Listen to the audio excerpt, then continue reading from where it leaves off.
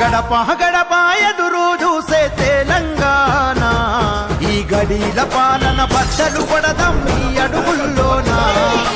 అమరుల బలిదానంతో వచ్చిన ఈ తెలంగాణ ఆశయ సాధనకై కదిలే మారే